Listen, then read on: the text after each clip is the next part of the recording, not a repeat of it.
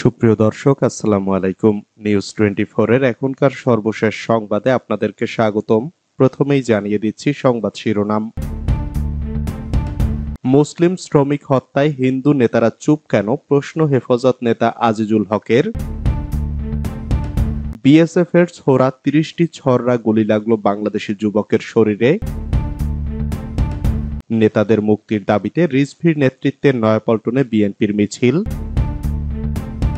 জামায়াতের ২ দিনের কর্মসূচি ঘোষণা। ওবায়দুল কাদের কোন সেক্টরে যুদ্ধ করেছেন জানতে চান বিএনপি নেতা ফারুক।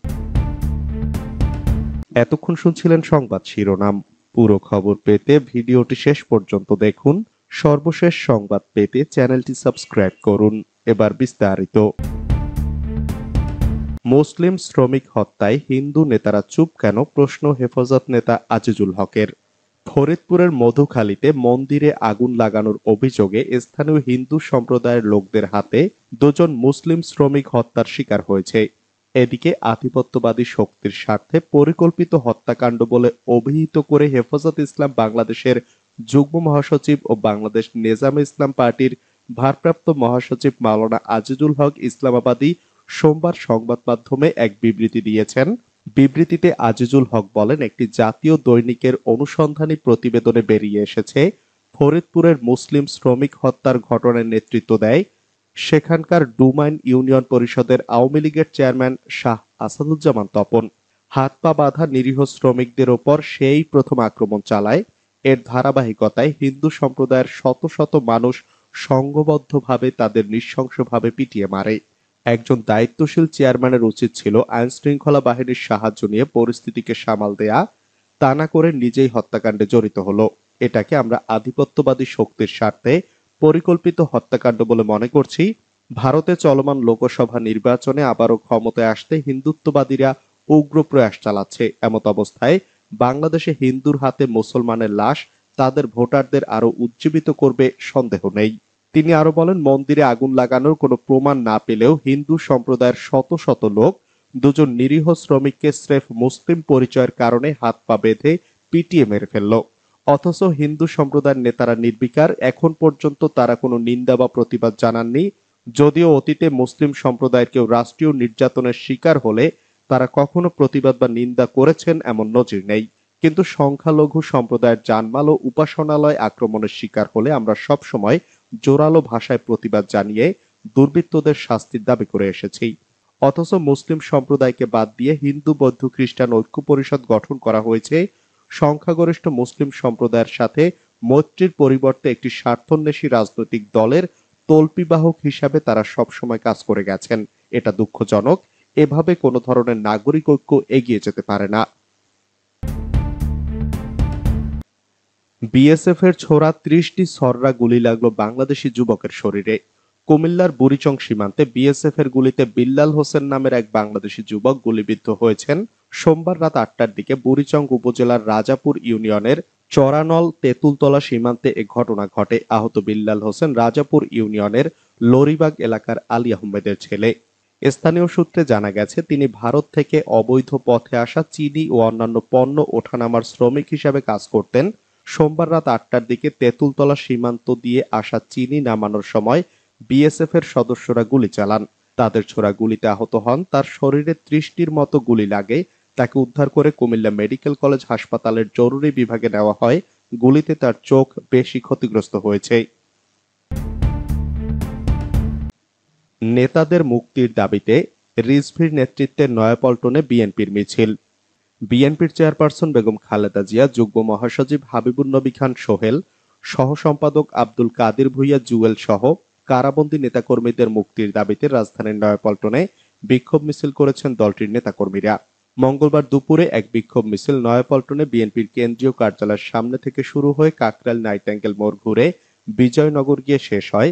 বিএনপির সিনিয়র যুগ্ম মহাসচিব রুহুল কবির রিজভীর নেতৃত্বে মিছিলে অংশ নেন ঢাকা মহানগর দক্ষিণ স্বেচ্ছাসেবক দলের সাবেক সাধারণ সম্পাদক নজরুল ইসলাম নোমান, যুব দলের সাহিত্য ও প্রকাশনা সম্পাদক মেহবুব মাসুম শান্ত, ছাত্রদল কেন্দ্রীয় সংসদের সাবেক ভারপ্রাপ্ত সভাপতি রাশেদ ইকবাল খান, সহসভাপতি তারেকুজ্জামান তারেক, যুগ্ম সাধারণ সম্পাদক তৌহিদুর রহমান আউয়াল সহ অন্যান্য নেতাকর্মীরা। মিছিলে নেতৃবৃন্দ কারাবন্দী নেতাকর্মীদের মুক্তির দাবিতে বিভিন্ন স্লোগান দেন। জামায়াতের দুদিনের কর্মসূচি ঘোষণা। সারা দেশে তীব্র তাপপ্রবাহ থেকে পরিত্রাণে 2 দিনের কর্মসূচি ঘোষণা করেছে জামায়াত। ঘোষণা অনুযায়ী আগামী বুধবার ও বৃহস্পতিবার মহান আল্লাহ তাআলার অবারিত রহমত তথা বৃষ্টি কামনা করে সালাতুল ইস্তিসকা আদায় করবে দলটি। মঙ্গলবার এক বিবৃতিতে এ কর্মসূচি ঘোষণা করেন জামায়াতের আমির ডাক্তার শফিকুর রহমান। সারা দেশে তীব্র তাপপ্রবাহে গভীর উদ্বেগ প্রকাশ করে আল্লাহর রহমতের বৃষ্টির জন্য ইস্তিসকার নামাজ আদায় করে আল্লাহর কাছে দোয়া করার জন্য দেশবাসীর প্রতি আহ্বান জানিয়েছেন শফিকুর রহমান। তিনি বলেন, দেশে বিরাজমান এই পরিস্থিতি থেকে পরিত্রাণ পাওয়ার জন্য মহান আল্লাহ তাআলার অবারিত রহমত তথা বৃষ্টি কামনা করে সালাতুল ইস্তিসকা আদায় করার জন্য ওলামায়ে কেরাম, জামায়াতের সর্বস্তরের নেতাকর্মী ও দেশবাসী সকলের প্রতি আমরা উদাত্ত আহ্বান জানাচ্ছি। এজন্য বুধবার ও বৃহস্পতিবার জামায়াতের সকল সাংগঠনিক শাখার উদ্যোগে জনসাধারণকে সঙ্গে নিয়ে সালাতুল ইস্তিসকা আদায়ের কর্মসূচি সফল করার আহ্বান জানাচ্ছি। ওবায়দুল কাদের কোন সেক্টরে যুদ্ধ করেছেন জানতে চান বিএনপি নেতা ফারুক। আওয়ামী লীগ সাধারণ সম্পাদক ওবায়দুল কাদের 1971 সালের মহান মুক্তিযুদ্ধে কোন সেক্টরে যুদ্ধ করেছেন তা জানতে চেয়েছেন বিএনপি চেয়ারপারসনের উপদেষ্টা জয়নুল আবদিন ফারুক। সোমবার জাতীয় প্রেস ক্লাবের সামনে জাতীয়তাবাদী নবীন দলের উদ্যোগে ভারতীয় পণ্য বর্জন ও তত্ত্বাবধায়ক সরকারের দাবিতে আয়োজিত মানববন্ধনে তিনি এ প্রশ্ন তোলেন। এ সময় আরো বক্তৃতা করেন বিএনপির ঢাকা বিভাগীয় সাংগঠনিক সম্পাদক আব্দুস সালাম আজাদ ও বিএনপির স্বেচ্ছাসেবক বিষয়ক সম্পাদক মীর শরফত আলী সপু। মানববন্ধন সঞ্চালনা করেন জাতীয়তাবাদী নবীন দলের সাধারণ সম্পাদক মোহাম্মদ সোহেল রানা। জয়নুল আবদিন ফারুক বলেন, আওয়ামী লীগের মতো একটা বৃহৎ দলের সাধারণ সম্পাদকের আরো সংযত হয়ে কথা বলা উচিত। তিনি বলেন, যুদ্ধ করে যে দেশ স্বাধীন করেছিলাম সেই স্বাধীন দেশের রাষ্ট্র ক্ষমতা আজ এই দেশের জনগণের উপরেই ব্যবহার করা হচ্ছে। যে ভারতকে স্বাধীনতা যুদ্ধের সময় বন্ধু ভাবতাম, সেই ভারত আজ বাংলাদেশের মানুষের বুকের উপর পাথরের মতো চেপে বসেছে। আপনারা যদি বাংলাদেশকে ভালোবাসেন তাহলে কেন এই অবৈধ সরকারের অবৈধ ক্ষমতা প্রয়োগে সহযোগিতা করে যাচ্ছেন? কেন অগণতান্ত্রিক আগ্রাসন চালাতে সাহায্য করছেন? ভারতের পণ্য বর্জন আন্দোলন চলছেই চলবে। ভারতের জনগণের বিরুদ্ধে আমরা নই, আমরা ভারতের আগ্রাসনের বিরুদ্ধে, কারণ আপনারা এদেশের গণতন্ত্রকে গলা টিপে হত্যার জন্য সাহায্য করেছেন। গণতন্ত্র নিয়ে পিটার হাসকে যে প্রশ্ন করলেন ওবায়দুল কাদের। আওয়ামী লীগের সাধারণ সম্পাদক ওবায়দুল কাদের ঢাকায় নিযুক্ত মার্কিন রাষ্ট্রদূত পিটার হাসের কাছে জানতে চেয়েছেন যুক্তরাষ্ট্র গণতন্ত্রে কত ধাপ পিছিয়েছে। মঙ্গলবার রাজধানীর ধানমন্ডিতে আওয়ামী লীগ সভাপতির রাজনৈতিক কার্যালয়ে এক সংবাদ সম্মেলনে তিনি এ প্রশ্ন রাখেন। যুক্তরাষ্ট্রের আটলান্টিক কাউন্সিলের স্বাধীনতা সূচকে 25 ধাপ পিছিয়েছে বাংলাদেশ। ঢাকায় নিযুক্ত মার্কিন দূতাবাসের এমন তথ্য সম্পর্কে এক প্রশ্নের জবাবে ওবায়দুল কাদের বলেন, এটাই যে সত্য তা তো আমরা মেনে নিচ্ছি না। 25 ধাপ পিছিয়েছে। আমি রাষ্ট্রদূতকে জিজ্ঞেস করতে চাই, আপনার নিজের দেশ গণতন্ত্রে কত ধাপ পিছিয়েছে সেটার জবাব আগে দিন। বিএনপি বলছে তারা আন্দোলনের কৌশল পরিবর্তন করছে। এ প্রসঙ্গে আওয়ামী লীগের প্রতিক্রিয়া জানতে চাইলে তিনি বলেন, এটির কি জবাব দেব? তারা আন্দোলন থেকে গণ অভ্যুত্থানে গেল, গণ অভ্যুত্থান থেকে লিফলেট বিতরণে এলো। এ আন্দোলন তো অন্তঃসার শূন্য। এ সময় উপনির্বাচনে বিএনপি জামায়াতের অংশগ্রহণ ও গাজায় ইসরায়েলের হামলা নিয়েও কথা বলেন আওয়ামী লীগের সাধারণ সম্পাদক। দুপুরের মধ্যেই হতে পারে 80 কিলোমিটার বেগে ঝড়, হুঁশিয়ারি সংকেত।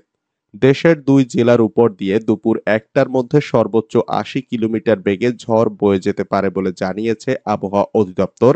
একই সঙ্গে বজ্রবৃষ্টি হতে পারে বলেও ধারণা করা হচ্ছে। বৃহস্পতিবার দুপুর 1টা পর্যন্ত আবহাওয়ার পূর্বাভাসে এ তথ্য জানানো হয়। এতে বলা হয়, চট্টগ্রাম এবং কক্সবাজার অঞ্চলসমূহের উপর দিয়ে পশ্চিম অথবা উত্তর পশ্চিম দিক থেকে ঘন্টায় 60 থেকে 80 কিলোমিটার বেগে বৃষ্টি অথবা বজ্রসহ বৃষ্টি হতে পারে। এসব এলাকার নদীবন্দরগুলোকে 2 নম্বর নৌ হুঁশিয়ারি সংকেত দেখাতে বলা হয়েছে। আজ সন্ধ্যা 6টা পর্যন্ত আবহাওয়ার পূর্বাভাসে বলা হয়েছে, ঢাকা, বরিশাল, চট্টগ্রাম এবং সিলেট বিভাগের 2-1 জায়গায় অস্থায়ীভাবে দমকা অথবা ঝোড়ো হাওয়া সহ বৃষ্টি অথবা বজ্রসহ বৃষ্টি হতে পারে। একই সঙ্গে কোথাও কোথাও বিক্ষিপ্তভাবে শিলাবৃষ্টি হতে পারে। এছাড়া দেশের অন্যত্র অস্থায়ীভাবে আংশিক মেঘলা আকাশ সহ আবহাওয়া প্রধানত শুষ্ক থাকতে পারে। রাজশাহী, পাবনা, বাগেরহাট, যশোর, চুয়াডাঙ্গা ও কুষ্টিয়া জেলাসমূহের উপর দিয়ে তীব্র তাপপ্রবাহ এবং ঢাকা, রংপুর, বরিশাল বিভাগ, রাজশাহী ও খুলনা বিভাগের অবশিষ্টাংশের উপর দিয়ে মৃদু থেকে মাঝারি ধরনের তাপপ্রবাহ বয়ে যাচ্ছে এবং তা কিছু কিছু জায়গা থেকে প্রশমিত হতে পারে।